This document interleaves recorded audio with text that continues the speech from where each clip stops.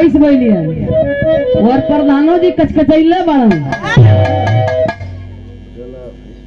वैसा आप लोग का हुक्म सराखों पर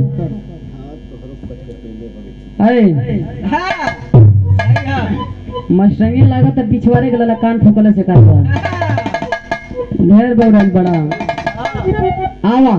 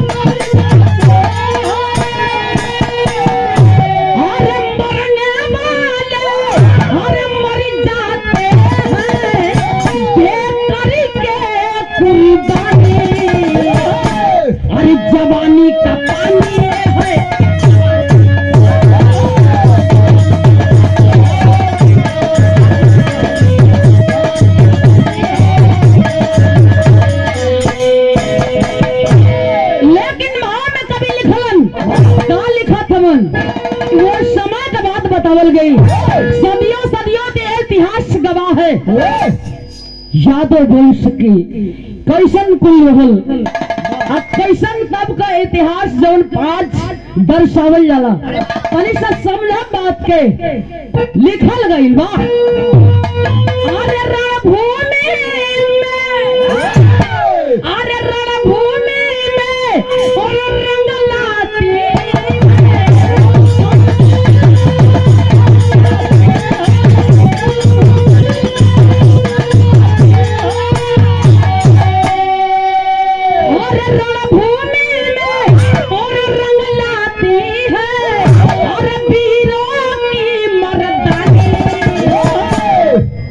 जवानी का पानी ये है जवानी का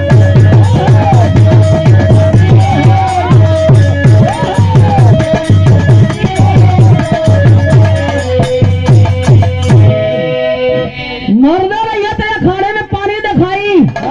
अजब मोगरा रहिया तो पीछे उठा कस के दिल गए सारे के चला था मेहरारू के हम धीरे से धीरे रात बीता जब भिन्नाई के देखा जाए बड़ा दुनिया देखे के जिन मर्द रही जन पीठी पर दूर नहीं लगा दिए कहीं साले के यार चाहे कहा हाँ आर चाहे पार वाह सीमा लांगे बदे सीमा ना रहे सीमा के कंट्रोल में कर रहे वाह हम अगर सीमा लांग जाए तो बात बिगड़ियन जाई अगर हम ही सीमा लांग जाए तो हेतना लोग का कही वाह कहानी कहाँ से लिखल गई है शहर के लाइन में लिखल गई।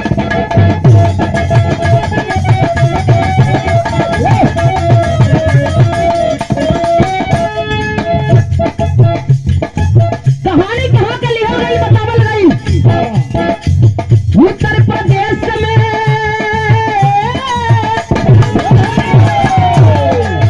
उत्तर प्रदेश में बादा जिला की हाल सही वही भूचाल सिंह ने किया है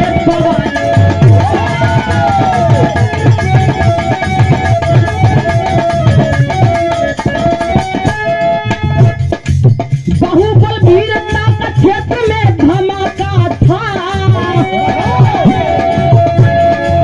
बहुबल वीरता का क्षेत्र में धमाका था, वही दरिंदगी का पता ही ना था।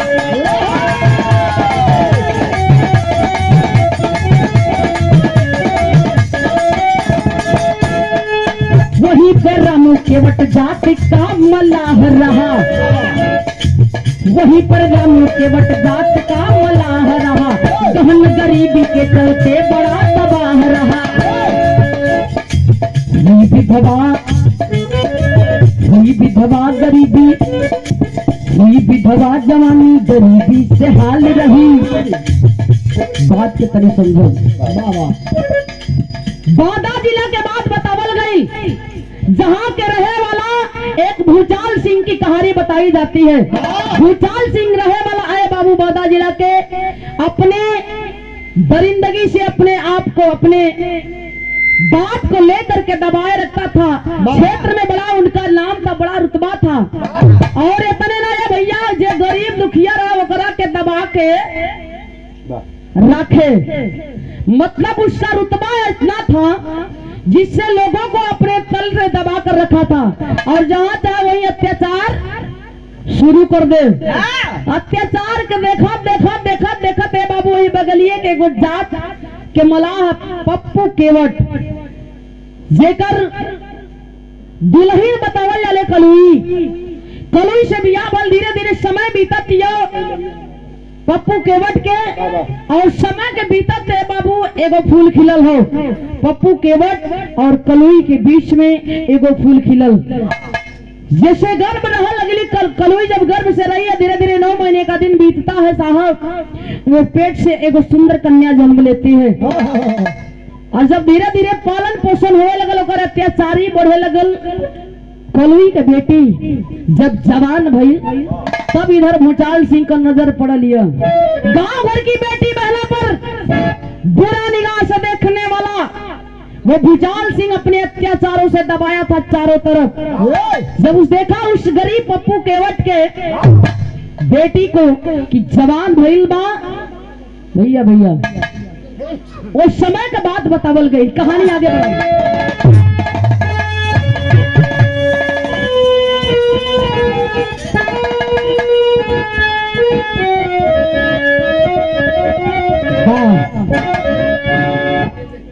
समय का बात धीरे धीरे निकल आती है। पप्पू के मौत हो गई ले बाबू, कलुई अपने बेटी के लेके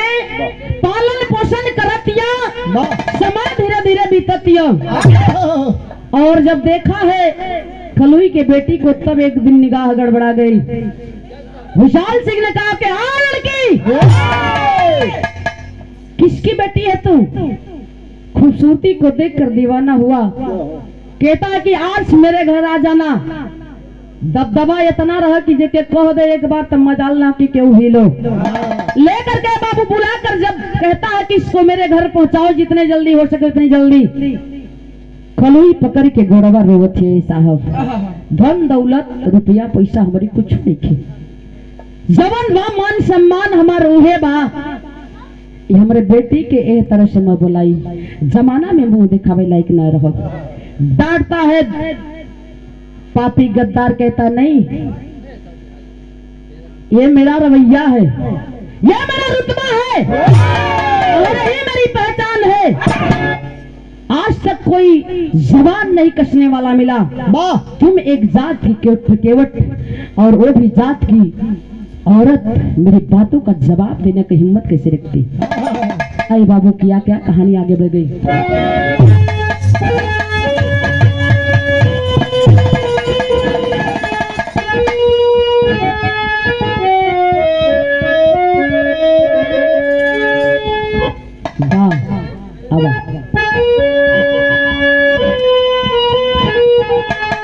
कि गवन कराई पिया घर बैठवले, अरे अपने कोई लरिया में लागली रे, निरमोही दगा दई के, अरे निरमोही दगा दई के, अरे भागली रे निरमोही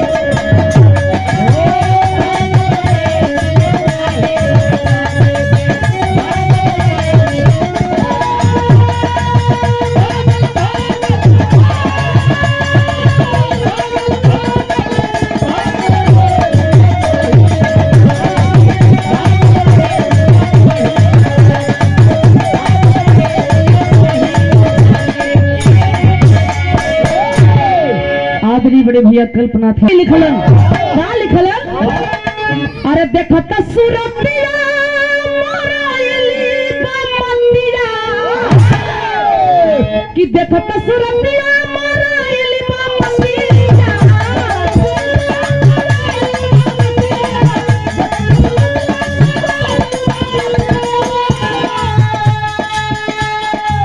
देखत सुरतिया मोराइली बमंदिया भवर कली पर मोराइली रे पापी पपिया दुवरिया पर आइली रे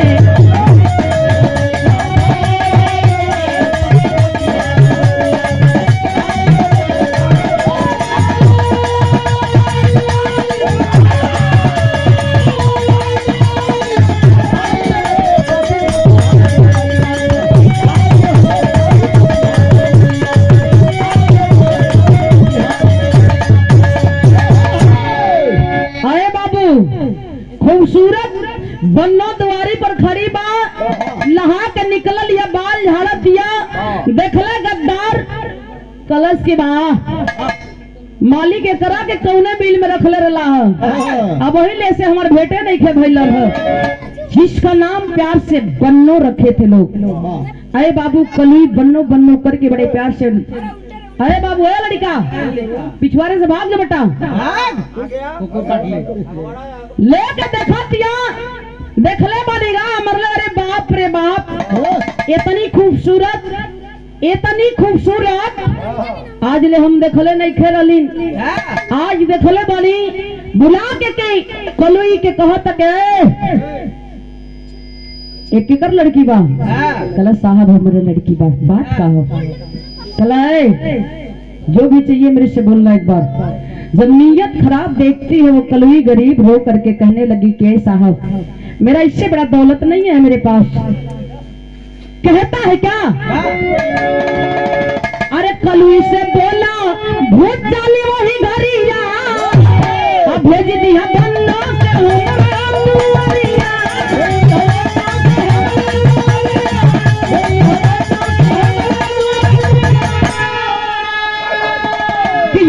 सुनत मोए गिरले दुआरी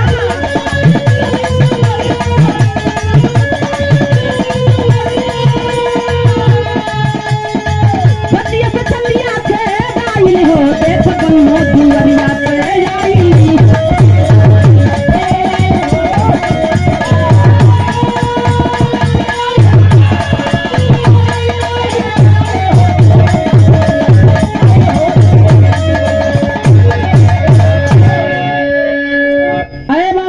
करके चला गया वो गद्दार भूचाल सिंह और बुला कर जाता है औरत समझती है मेरी बात को ना मेरा जलवा देखी है ना मेरा कारनामा से तो भली बात वाकिफ है अगर ये तुम्हारी लड़की है तो इससे बाइज्जत मरी मेरे दरवाजे पर पहुंचा दे मेरे घर पर भेज दे जो भी गरीबी में जो भी तुम्हें चाहिए मैं देने के लिए तैयार हूँ बदले में तेरी लड़की मुझे चाहिए मात्र एक दिन के लिए हथवा जरूरत है पैरवा पगिल परल कलोई रोवतिया ए साहब दुनिया का धन दौलत दुनिया के खातिर मायने रखो तो हमार बेटी बा एकरा ले बड़ी दौलत नहीं खे आप एक गरीब से का मांग लेनी है काहे ना हमार जान मांग लेनी है साहब जब इतनी बात कहले बकुली हिम्मत जुटा के तब तक डांटता है वो गद्दार मेरे बात का जवाब करती है मेरे बात का जवाब का अंजाम जानते हो थर थर थर थर थर थर थर थर कांपती है कुली कैलाश का गीत लगल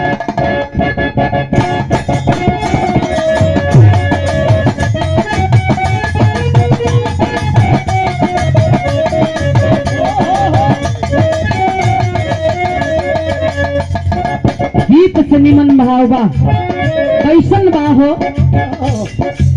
थोड़े थोड़े कांप लगल बुढ़िया मयरिया थर थर कांप लगल बुढ़िया मयरिया की रोए हियरवा के अरे बबुआ रो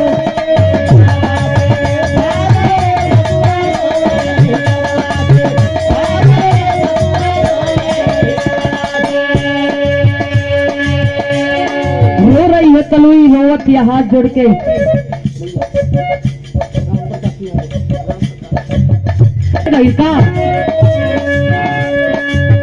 अब कैसे बिटिया के बतिया जतिया,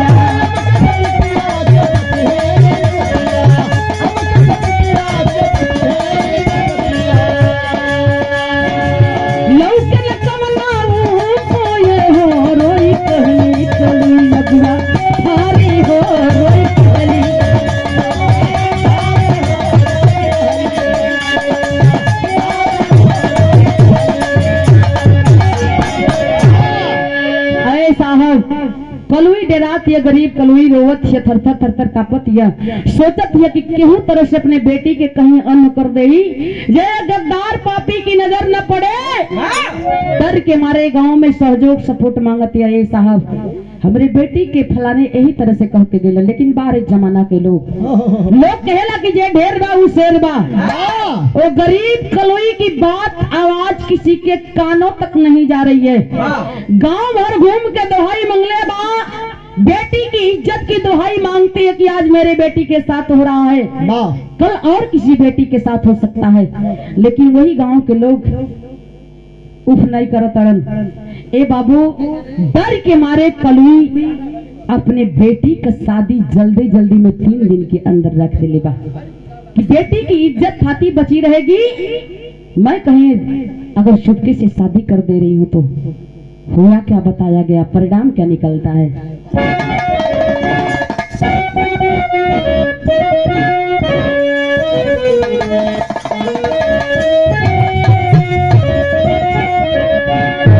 गीत का लाइन हो, कैसन गीत हो, वाह,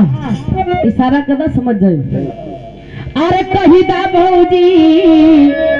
भैया जी से, अरे कही दा भौजी भैया जी से, गई दे मोर गवनवारा,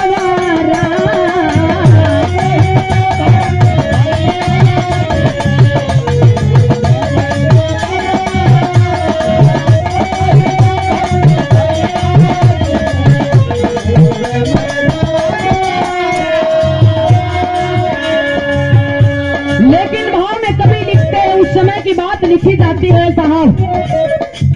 कलुई दोहाई मांगते गांव वालों से, आए गांव वाले एक गरीब अबला का मदद करा। अरे का ये गांव में एक गरीब के रहने का अधिकार नहीं थे, खोजत है रो रो के, लेकिन सब के वाड़ा बंद बा, 70 दुआरी बंद बा। ओ समय बतावल गए कि मौके पर आइल के हो वाह,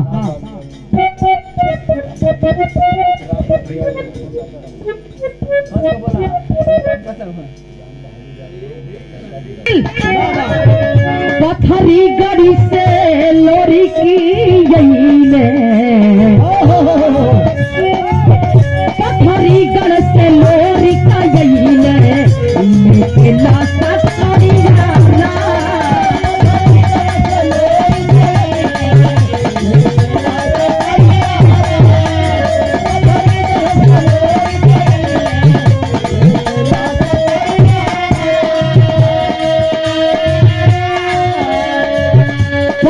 गढ़ से लोरी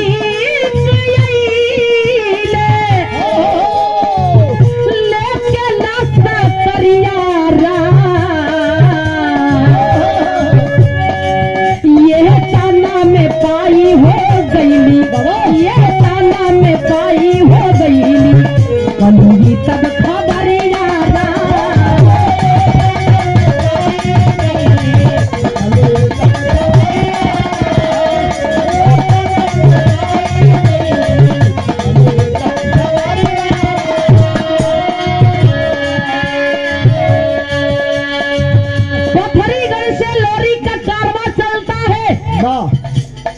और उनके तमाम सैनिक जब चल लिए हैं, घोड़ा है तो घोड़ा पर सवार तमाम सेना लगी हुई है आगे पीछे। कलुई के कहीं खबर लग गई कि आज लगा था कि हमारी इज्जत बच जाई। देखती है बुढ़िया कलवी रोती हुई बिलखती हुई रास्ता रोकने का काम कर रही, रास्ता रोक रही है, प्रयास कर रही है। ऐसा हो तनी सा बात हमार सुन ला, रोक रही है रास्ता। तब तक आगे जैसे उनका कारवा चला है, घोड़े का धक्का लगा, कलवी बुढ़िया गिर पड़ल बा। ऐसा हो उतने में लोरी घोड़वा से अपने कूद गईलन। कूद के बुढ़िया माई के कवरिया में उठा के कलवी से पूछे लगलन, माई क्या बात है, बात बता दो। आंख में आंसू झरझर झरझर रोवत है कलवी लेके, दिल का दर्द दफनौले बा। कहते कि बाबू राजा बेटा हमरे नैया का खेवनहार तो बन जा। सारी बात को जब बताने लग गई, आंख से झर झर झर झर झर झर झर झर आंसू चलता, बात को बता रही है। रो रो करके उबड़िया कलवी सारी दास्तान को बयां करती है लोरी से। जब इतनी बात लोरी सुनना कलन की कौन माई का लाल पैदा है, कौन माई का लाल पैदा है जो शेरों के इलाके में आकर के दहाड़ने का काम कर रहा है। इस कुत्ते की मौत आज नजदीक आई है।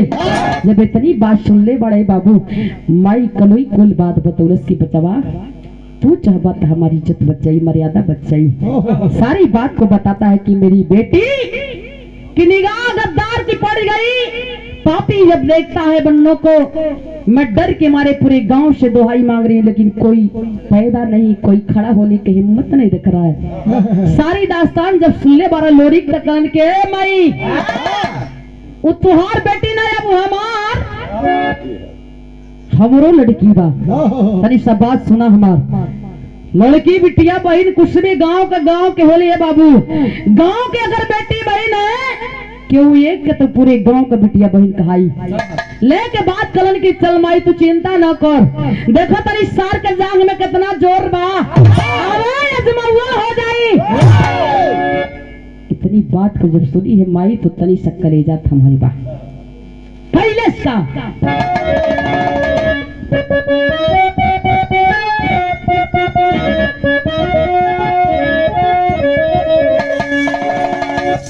गीत का लाइन हो, कैसन गीत हो, वाह मलाही गीत लग गए मास्टर साहब।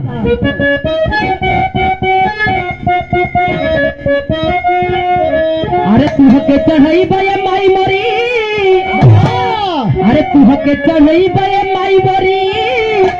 अरे रहुआ कई मतारिया हो गन्ना,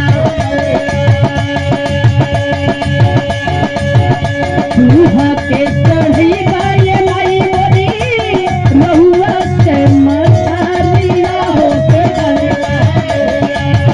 जो भली नैया पैदा ही पारवा होती।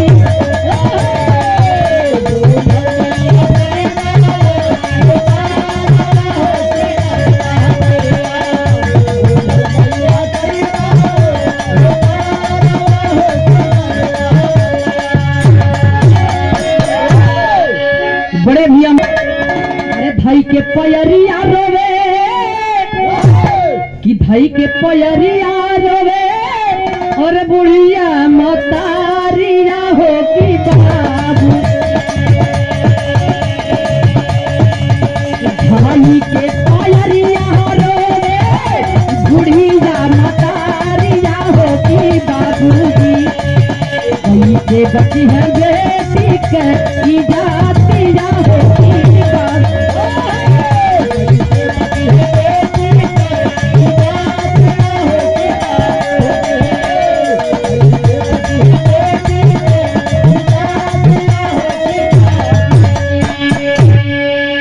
बनल भूचाल सिंगा,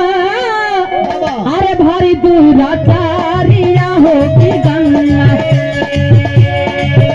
बनल भूचाल सिंगा, भारी दुराचारिया हो की बाबूजी। काल भैली बेटी के दुरातिया हो की बाबू।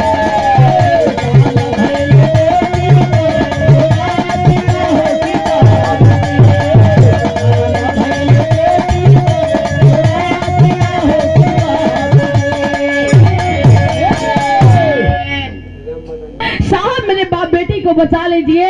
अगर मेरी बेटी जिंदा न रही, मेरी बेटी की इज्जत न बची, तो हो सकता है मैं भी न जिंदा रहूं। जब इतनी बात सुनते हैं ए बाबू, इतनी बात जब लोरी सुनने वाला दहिया में आग लग गई। कलन के मई चिंता न करे, सार के हम गोरता ही हवा कहने से ही है। हाँ तो आखिर अखाड़ा में उतरल कलन के मिले हैं सार, यही तो मर्दई के फरिया जाई। कितना पानी भाई, कितना पानी इनके में हो कि गांव घर के बेटी बहन उड़ार के अपने घर के बिस्तरा का शोभा बढ़ियन। ये सार इतना काटो, इतना काटो कि तुआर फिर सिंह घरे जन्मल बुलाइए जाई। हवा ए बाबू माई के दिलासा दिले बड़न कलुई के भाई का बतावल गई।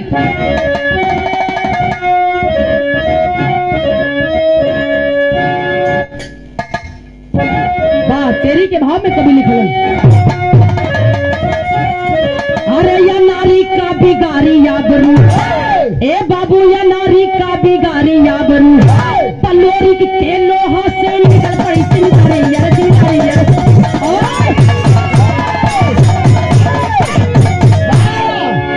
लोरी की के लोहा से निकल पड़ी चिंगारी, अनारी का बिगारी आबरू। चलने माई मौगड़ा के या औकात ना बा की इज्जत बिगाड़ दे। ये तक कोनो मर्द अगर खार में आ जाए तो वो कर सकेला, नहीं तो कोनो वीर अगर मर्द सही में होई तो इज्जत से अपनाई। ये भगवान का काय औकात की तरह से काम कर दियन। चैलेंज लगल देवा और पहरा बिछा दिया पूरे गांव में कि देखता हो कि सार के तरह से गुजरल, जहां मिलना वहीं रेलाई चालू। कैरन का बतावल गई कहानी आगे बढ़ गई, गीत लगल माटी।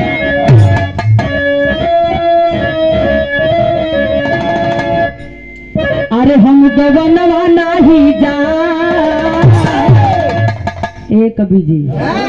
कम न रहे, हमके कम रहला तब बुझे ना करेला। गीत लिखल गई, अरे हम गवनवा नाही जा कि हम गवनवा नाही जा, हम गवनवा नाही जा, के तोरे ही गई मना, के तोरे ही गई मना।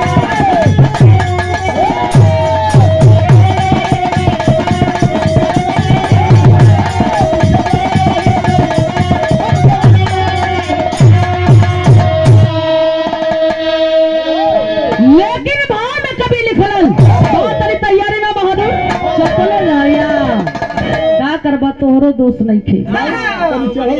जवानी तक कहीं गवा दल। अब तो हिसाब किताब बदल गई, बस सिस्टम बदल गई, बदलाव हो गई। अरे कैसे डूबी ही मनवाना, कैसे डूबी ही मनवाना, कैसे जगवंती पलवनवा, जगवंती पलवनवा।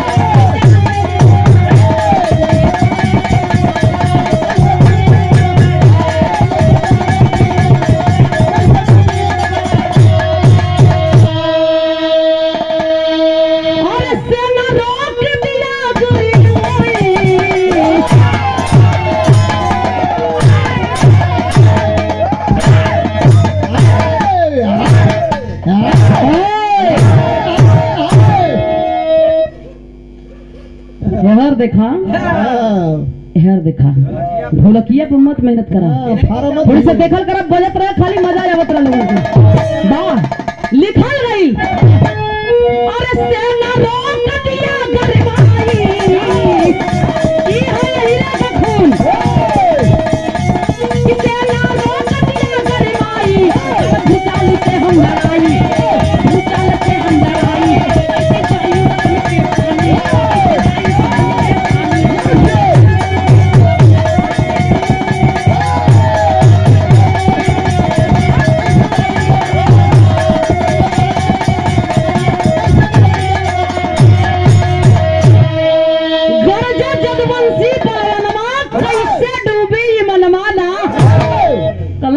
मिल रही है सार्थक सुना है नौजवान, कोनो लड़ी का सार आवाज की हुलक द दूठ हुलमा से हुमच दे दुदाई हुलका खून फेंकबा कहानी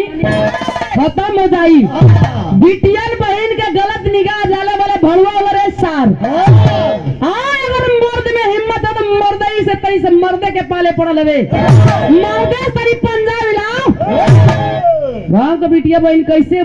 उड़ाल जाला तो के बताई हम छिनरा सारे भड़ुआ। अरे बाबू लगवा चैलेंज मारे गांव भर पहरा लगा दलन कलन कहीं मिला तो घसेट के पहले सार के लिए आवा इनकर तबीयत हम हरियर करी। अरे बाबू लगा गरजना नौजवान कल आजा तो भेंट हो ही लियो आजा पता चली कि मेरा रुआना के निहारा कि मर्दनों से तई पंजा मिलौले वाला देखब सरऊ तू योना की अंग्रेजी खाना खा के अनभय लवा गांव का साण बोलवा तो तुम्हारा अब्बा निकाली ला मर्दई। ऐ बाबू लगा पहरा देने आखिर लोरी के लगला पहरा देवा माई कलोई का अखिया के सोन के बर्दाश्त ना भइल कलने माई तू रो मत तोर बतिया कलेजवा में तीर के जैसे लगतिया निकाल कर तलवार को लगे कल की अगर मिल गई तो सामने तब काट दे सरऊ के। लेकिन बात लड़ाई कहो लड़ाई हो चाहे गवाही हो चाहे हक की बात हो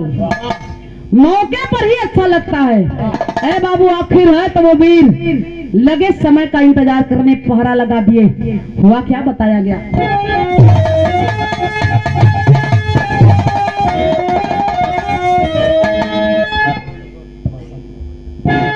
कहपट पे आजा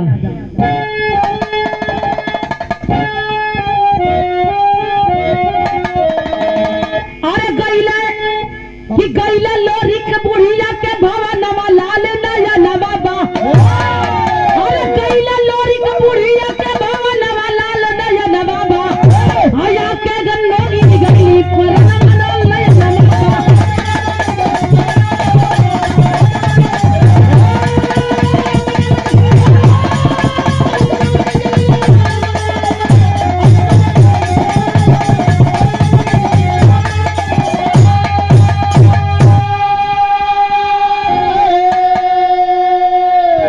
बिटिया का शादी तो तिनिया दिन के अंदर रखल लेकिन लड़ाई आज आ रही हो आया पंचो आया हम तोड़ करके कहता है आया कलुई मैं अभी आदेश कर रहा हूँ आदेश का पालन कर बेटी को मेरे भवन में भेजवा दे। अरे ये तना में भूचाल सिंह का अरे आया ये सिपाही हो आयल भूचाल सिंह थे अपने पलतू कुत्ता के भेजले बा कल की जा करके आदेश कर दे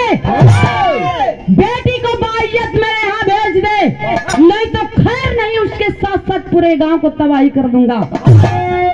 इतना में जब आये एगो सिपाही ताव से कलश माई अभी प्यार से कहो तब हमारे सरकार की तरी बिटिया को भेजा जड़ दे और सुन रहा तो चोरी चोरी बेटी की शादी करने की तैयारी कर रही है तो ये अच्छा नहीं होगा। वह क्या बताया गया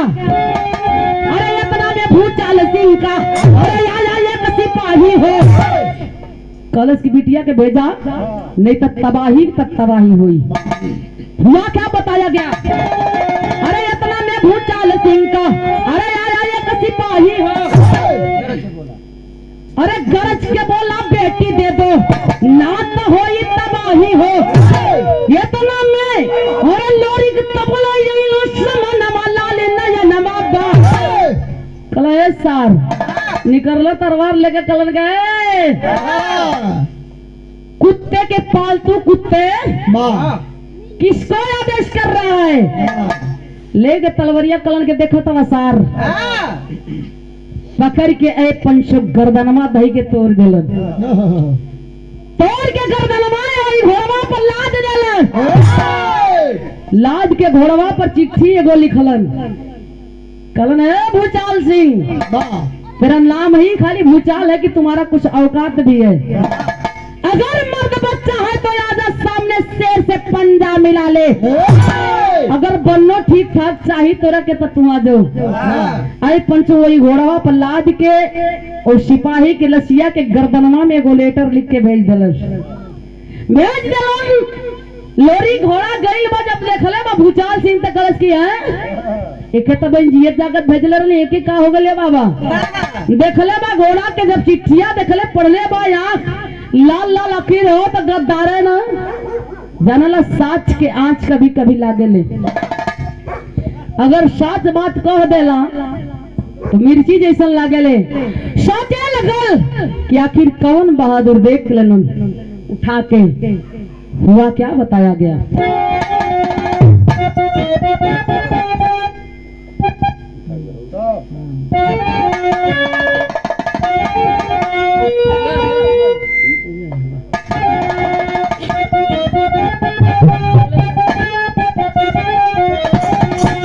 अरे घुआ परात जैसे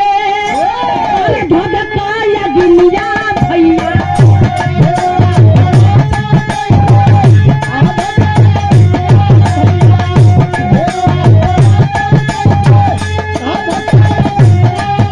वैसे भूचाल सिंह गाया है बाखला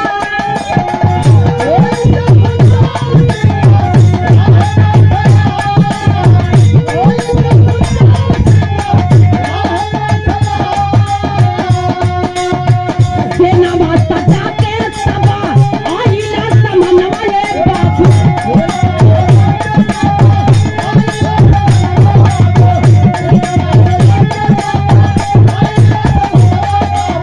ये तना में लोरिक तबले बिहुला बजा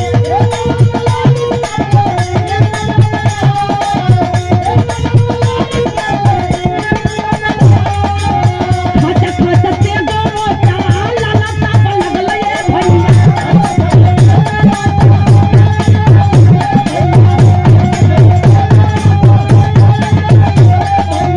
लतिया से गइला माया दान हो पटा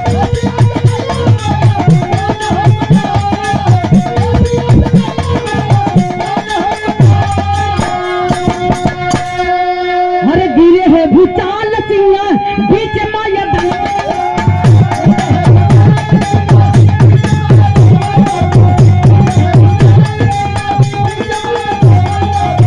सोचल लोरी को के माया काला धन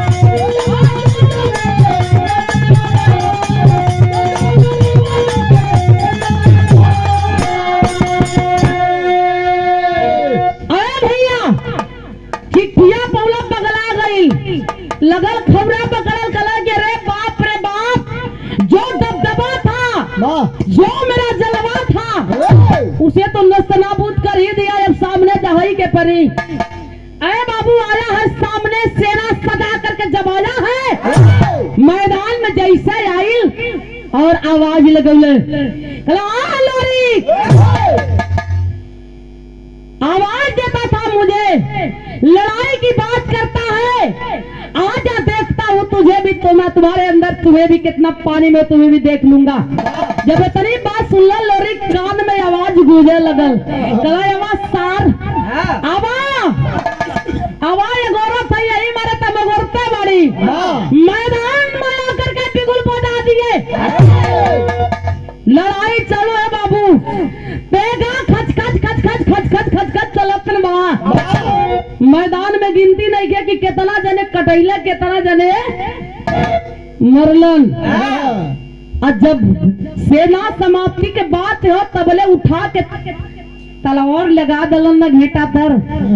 नीचे जाके जब नीचे जब गर्दना पड़ल कल का वो सार बोला रेल नहीं की छोड़ी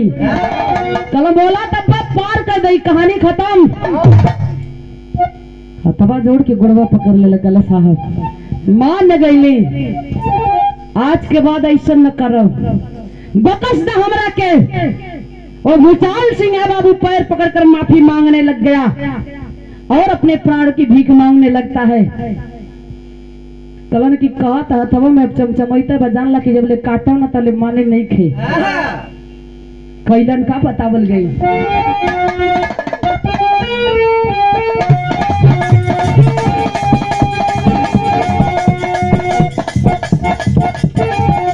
बंदी बना के लाए बुढ़िया के घरावा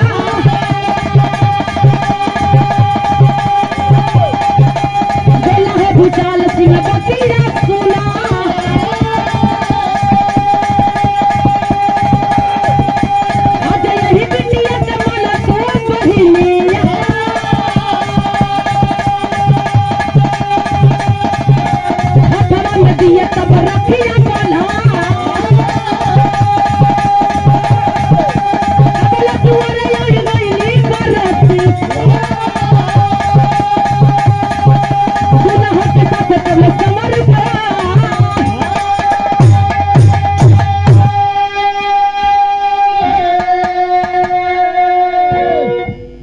बंदी बना करके कलुई के दुआरे लिया के पटक दला जैसे भेड़ा ना पटकल जालन पटकला भर मुए माटी खैले हवा भेड़वा नियर घिसरावत लेके गईलन बन्नो के आवाज दलन चले ए बन्नो निकल बाहर तरी से करे मुहे पे कुकुरे से मुतवावल बहुत जरूरी बा राखी लेके आइल बन्नो हथवा में कल बान सार के तनी सा इनके समझ में आवे कि गांव का बहन बेटी का होली का मायने होला। अरे बाबू हथवा में राखी बनवा के कलन की आज के बाद से ही तोर तोर बहन लगी दिमाग में घुसते बात भेजा में चलो दवाई सरकार का जबर का बात तुमने मानो अब कोनो बिटियन के एक तरह से नहीं देखो कलन आज के बाद से बहिन मन में कि ना बता थुकवा के चटवाई तो रखे कलन आई सरकार जितना दुर्गति कैला उतना ठीक बा अब नहीं खे बर्दाश्त होला राखी बोलना ना दू चाटा मार के कलन खड़ा होक सारे खड़ा होक तब लोग बारात दुआरे आ गई अब बाराती के साथे देखात के बा सवरू जी आ गलन बराती के साथे देखले बड़ल कले कि अब सार देखत हवा ये बराती का देख रेख खान पियन तनी सा गवारे पुछवारे का घटल बड़ल एकर देख रेख तोरा के सब पतड़ी तू भाई न बड़े आज के बाद मिला दे कुल्ही आजू की राखी बनवले बेचारा करे का कहा जाए मुंह छिपाव भाई का बतावल गई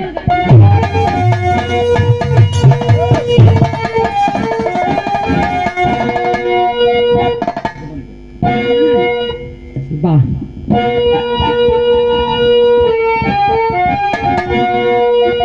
अरे रक्षक बन के शादी तब रचावल बीरवा अरे समधि बन के गोई गरवा मिलावल बीरा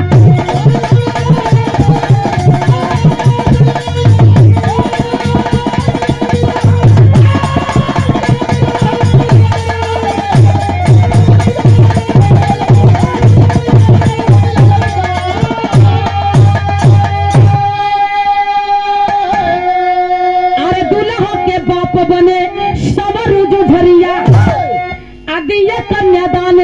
मोरी के ढूंढे ले नजरिया और भाई भाई गरवा मिलून बिरबा अरे बाबू समधी समधी बन के गोरे मिलो कलन ई आज के बाद से बन्नो का भाई बन के रही हन नहीं तो सारा बन देखला ना गर्दन अकेला कई हार जार कट जाई कैले का बतावल गई कैला विदाई बन्नो चूमे ले चरनिया समर लिया के तब चलल बखरिया अरे ये हमर लोरी के आइला बुढ़ा के बिरवा अरे समधी बन के भाई गरवा मिलवल बीरा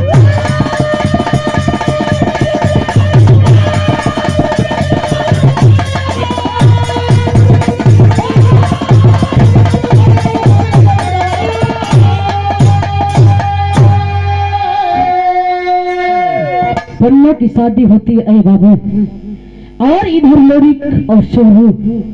शादी संपन्न करा करके गले मिलते हैं बाकी जितना गद्दार रहो यही तरह से कचरा के तरह से बह के किनारे हो जालन कहानी का आखिरी लाइन लिखल गई बन्नो चली है ससुराल हंसी खुशी वहाँ क्या बताया गया कहानी के आखिरी लाइन अरे गुरु बिहारी गुरु गणेश अरे भनजद वंशी भी अरे विमल चंद्रिका कवि को सुशुद्ध हो गया है वीर